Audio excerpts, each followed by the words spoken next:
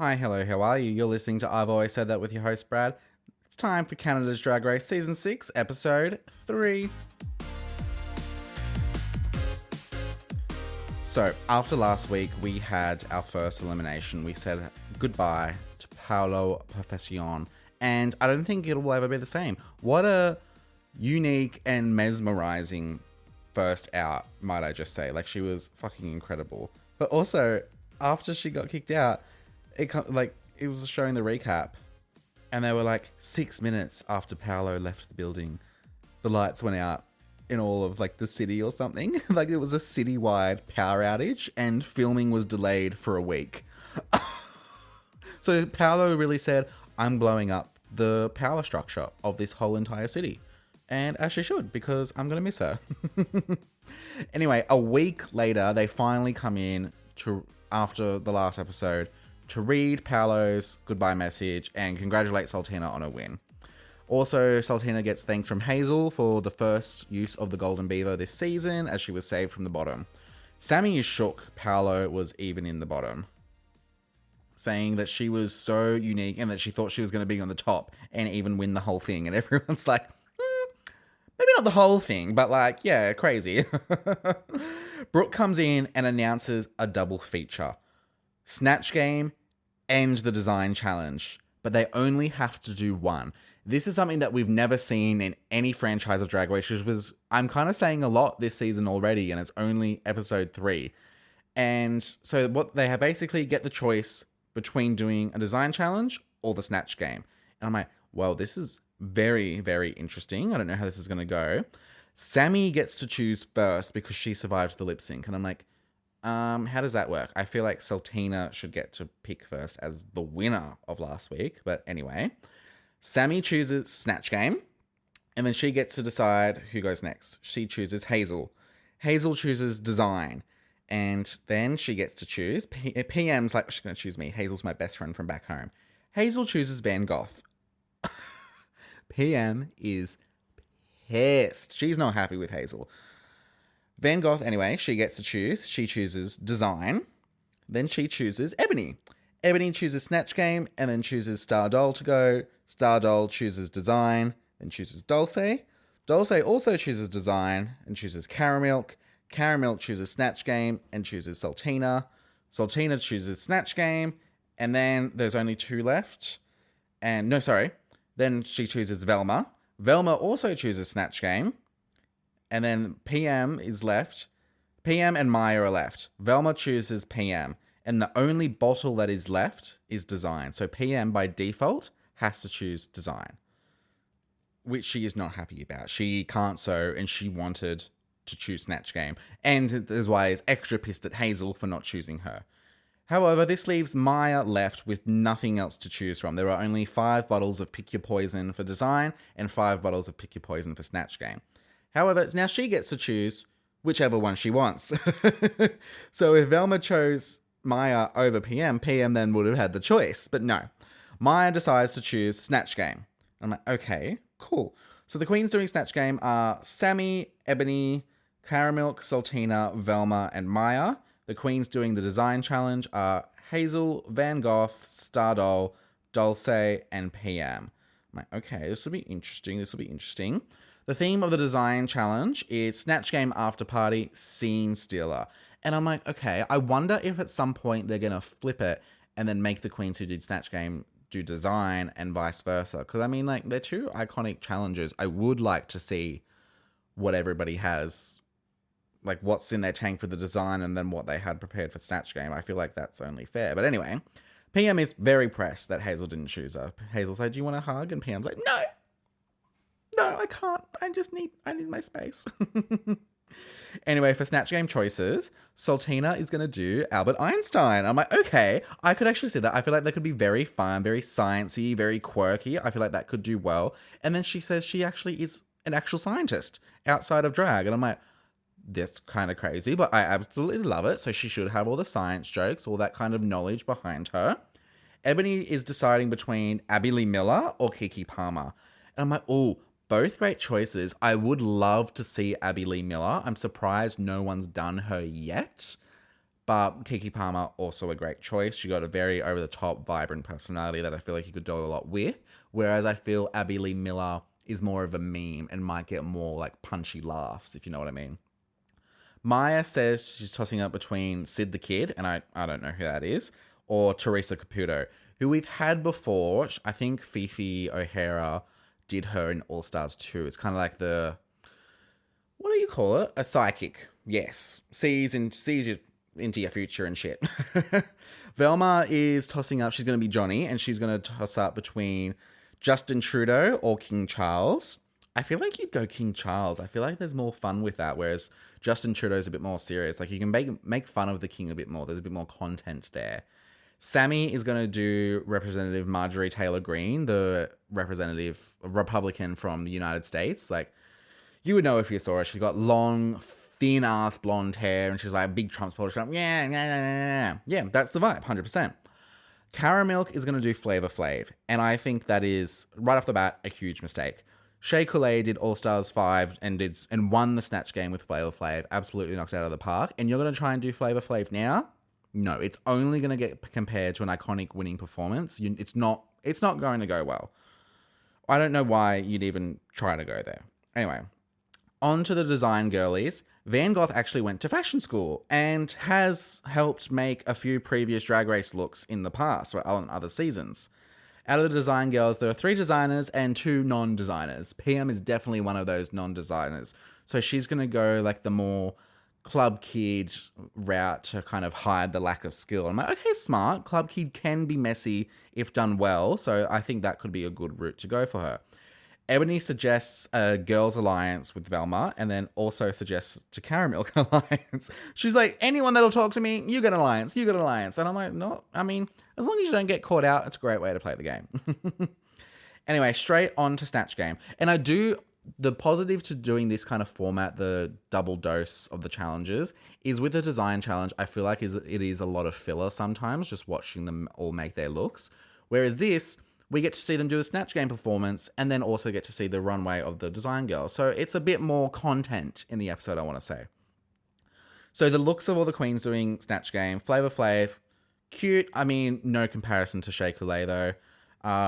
Johnny Jones doing Justin Trudeau. Looks great. I think the look is there. We'll get to the performance later. Sultina as Albert, so great, so fun. I love the pop of color, the yellow bow tie. You can just tell by like the makeup and the face. It's going to be so quirky and fun. Marjorie Taylor Greene by Sammy Landry. That wig is perfect. The lack of lip is perfect. Maya Fox as the Teresa Caputo, the Long Island medium. That's what it is. Thank you. It finally came to my brain. Big hair, giving Jersey to a T. And then Ebony LaBelle as Kiki Palmer. I definitely see it. And she's got the mannerisms and the volume as well. Yes. Isis and Pythia are the contestants. Isis is her Snatch Game character from Canada vs. the World, Donatella Versace. And then Pythia is Zeus. And I'm like, this is so fun. 2 iconic queens doing iconic performances. We love to see it. The way Johnny is talking is so strange. It's so spaced out and making me annoyed and uncomfortable. The way my favorite answer from Sammy is, Jesus gave us Trump and the McRib. And I'm like, yeah, he did. Maya is the best at interacting with everyone. She's got one-liners for everyone. She knows what to say. She's like, oh yes, I saw that in your future or whatever. It's pretty good. But Cara Milk is just relying on clock references. It's like, it's not ticking. The clock's there. The hand's on the clock. And I'm like, give us literally anything else. Like, it's just, it would have been a bad Snatch Game without comparing her to Shea Coulee. It's like, oh, I'm sorry, babe, but this is unfortunately not it. And it's really sad to see. Sultana's kind of gone for like a giggling schoolgirl, like flirting with Brooklyn as Einstein, and it's really working. It's really, really fun, which again is the advantage of going with a character that no one knows of personally. Like, I obviously don't know what Albert Einstein was like in his personal life, so you can kind of take it wherever and it works. Maya and Sultana are definitely the best, but I think Maya edges it out and is my winner pick, whereas Cara Milk and Velma are definitely the bottom two for me. I think, especially Velma Johnny, just did not do well. They say in the critiques, which I agree with as well, that they just had all this material prepared and just wanted to blurt it out regardless of what the question was, so it wasn't actually giving improv. Velma says that maybe if there were more queens up there, she might have been safe, but because there's only 6 of them, there's less room to hide. And I could not agree with that more, and that's actually a very good point. For both the Snatch Game and the Design Challenge, there is no room to hide. You're either in the top or you're in the bottom, that's it. Anyway, at the end of the Snatch Game girls get to go home, and all the Design girls have to keep working on their looks. Pythia and Isis come in and help with give someone advice, and they actually give really good advice. I hate when judges come in, they're like, oh, okay, that's what you're going to do? Well, give us grandeur, like, give us this. They come in and they're like, no, you need to put this here and this here. This is what's working, this is not working. And I love that. They've been through the show. They've both done it twice. They know the ins and the outs, and they're actually giving really great advice. On Elimination Day, Hazel brings up the alliance with the first 3 girls in the room, which is her, Ebony, and Van Gogh. So it's going to be interesting to see if they stick to that. Van and Ebony however, are each other's main alliance. So they're just like, we're going to take care of each other no matter what. Ebony and Maya talk about possibly getting Velma out. And strategic to get her out, but personally, no, Maya is struggling with that. Because obviously Velma is a massive threat in this competition. But personally, they get along really well. So it's kind of just like, you got to weigh up your options here. Onto the runway. Category is Scene Stealer Design Challenge. Up first, we have Dulce, and I do like this look. I think the color's beautiful on her, and I do like the deep brown wig as well. I think it goes well. The blue with the gems encrusted on it. I don't like the train attached to her wrist. Like, it's just like a piece of fabric attached to the wrist. And I mean, it's a very, very simple dress. It's kind of just like a piece of fabric cut into bits. I don't know. I think if there was like a little bit more structure or some volume or something to it, some layering, I think it would have made a huge difference. I'm not the biggest fan of it, like, structurally. The aesthetic's nice, but I just don't think it's all the way there. Then we have Star Doll. She comes out in this like fitted purple or like deep pink velvet gown. I think it's really nicely constructed, and then she's got these 2 like pieces coming up on either side of her shoulder. I do think it's accessorized a bit heavily, but it makes sense in my eyes. I love the hair with it as well. I think it's really fun.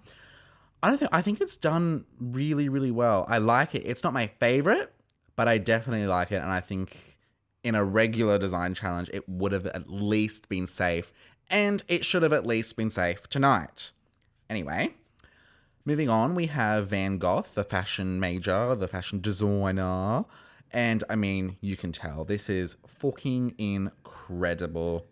It's giving like Mae West. She's got this full zebra bodysuit on underneath with this like almost crocodile skin mini dress. She got the smoke in her hand. She's got this massive hat on with like the fur trim on the round the edges of it. She looks incredible. It's done so well, constructed so beautifully. If she walked down the runway on like a regular episode, on like a non-design challenge episode, you thought like a full professional made this for her to be brought on a regular runway of Drag Race. Like, it's pretty incredible. And then in comparison, we have PM. Now, look, PM did struggle a lot. They're no seamstress, and unfortunately, it does show a lot. She did try and go that club kid kind of route, but it just really hasn't paid off. It's this red look with this, she called it a frontless dress, but she's got her nipples taped with this black piece of fabric, and I don't know why it's black. It doesn't match the rest of the outfit. This kind of asymmetrical hem on the bottom with all these things coming out of it, and she's wearing this like hood and gloves. It just doesn't make sense. I don't know what you could do to fix this. I'm no designer myself, but it's not a great look from PM, and I think they really got screwed over here not being able to choose as well. And then rounding out the design girlies, we have Hazel in a very simple like cocktail mini dress, but she's got ribbons like crisscross wrapped around her arms and legs. It's nice. I think if this was like a gown version or something with a little bit more, again, like Dulce, I would love to see some volume or just some layering or something. I think it could have get taken to the next level. But it's very fine. It's very safe. I think the color looks good on her, the red. It looks to be constructed well. It's fine. All right, so all the queens are lined up, both Snatch Game and Design Queens. Ebony LaBelle, Hazel, Saltina Shaker, Sammy Landry, Dulce. All of them are safe. They go through the critiques. The winner of Snatch Game, Maya Fox. I think absolutely correct. I think that's so fair. And then the winner of the Design Challenge, Van Gogh. Again, correct choice. I don't think there was really any competition there. That means the bottom two for Snatch Game is Velma and Caramilk. I think absolutely correct. And the bottom of the Design Challenge is Star Doll and PM. Do not agree with that whatsoever. Star Doll should have been safe. I think Dulce, maybe even Hazel were below her. I think Dulce and PM should have been in the bottom for Design Challenge, hands down. Star Doll did not deserve to be in the bottom for this whatsoever. Maya and Van both get a beaver each to save one of the bottom girls from their respective challenge. So Maya has to either save Velma or Caramilk, and Van Gogh has to either save Star Doll or PM. In Untucked, Star is pleading and she says she's a shooting star. And Van laughs. Even Hazel says Star over her friend PM. And I'm like, Hazel, you're really just fucking like kicking PM to the ground this episode, aren't ya? Maya has been performing with Caramilk for years, so that could come into play as well. The stakes are huge for Velma, representing such a community of like being a cis woman, doing drag, also the drag king community. So yes, you got to take that into consideration as well. I think that's absolutely fair to do. Saltina says, Velma, you are my drag family, but I would choose Caramilk. I'm like, oh. Yep. I think I would save Caramilk and I would save Star Doll. I think those are the correct people to save, in my opinion. Everyone's crying and Van Gogh's like, why are we all crying? I'm over this. I'm like, yeah. It's episode 3. Why are we all crying? Thank you for being so real. And also, why are all these people throwing out their opinions on who they would be saving if they were the winners in this situation? People are going to remember this and then use it against you in the future. Keep your mouth shut and sit there and smile. And if you're safe, don't say nothing.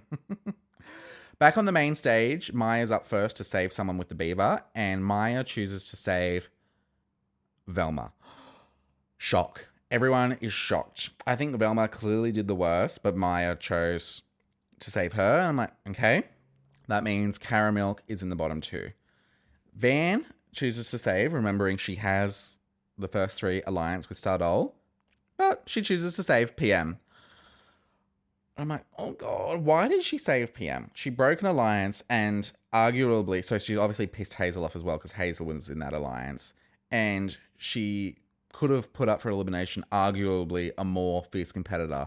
Like PM has been in the top in this competition, whereas Star Doll hasn't yet. So think of it that way as well. But anyway, she chooses to save PM. But also that could be, I mean, PM could win challenges in the future and then choose to save Van Gogh if the situation was reversed. I mean, there's multiple speculations of what could happen in the future. The lip sync is Caramilk versus Star Doll. Tonight I'm Getting Over You by Carly Rae Jepsen. Star's wig in this, obviously they all get to get changed for the performance. I'm not loving her wig. It's kind of not giving what it needs to give. And she's got this thin ass boa. Get rid of the boa as well. I do think Caramilk won this lip sync easily. Brooklyn says it was close. I'm like, okay, yeah. Caramilk, Shantae, you stay though. Star breaks down on stage. She is like basically a bull on the ground. I'm like, oh my God, my heart breaks for her. And then something happens that we've never seen before. Brooklyn gets up on stage to comfort her. And I'm like, it's really sweet to see. I like that Brooklyn actually has this kind of close relationship with all the queens. I think that's really important and gives this like different dynamic to the show. Anyway, Star Doll, sashay away. Her exit line is, please, I'm a star.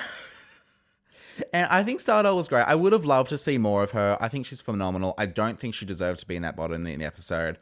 But alas, someone has to go home. Is it fair, though, that two different challenges on the same episode, and then only one person is going home in total, whereas instead of like one person going home from design and one person going home from Snatch Game, like, is it fair to be like pitching them against each other and then having the bottom from each of those to go up against each other? Like, is that fair? But then also, that's the rules of the game. That's what it is. Anything can happen. So that's the cards you've been dealt. And I'm not mad at it. I think it's a little bit of fun, a little bit of a twist. I do want them to flip it though and make those who didn't do design, and then vice versa with Snatch Game as well. Otherwise it's a bit of a cop out for such a major challenges in the franchise. Anyway, let us know your thoughts on the episode. If you agree with the winners, if you agree with Star going home, let us know what you think is going to be happening and who you see as your front runners in the competition thus far. Remember to like, comment, subscribe, share with your friends, follow us on Instagram and TikTok at I'veAlwaysSaidThat.pod. Please leave a review. It really helps us here at the channel. This has been Brad for I've Always Said That. For, what are we watching? Canada's Drag Race Season 6, Episode 3. Thank you, you're welcome, love you, bye.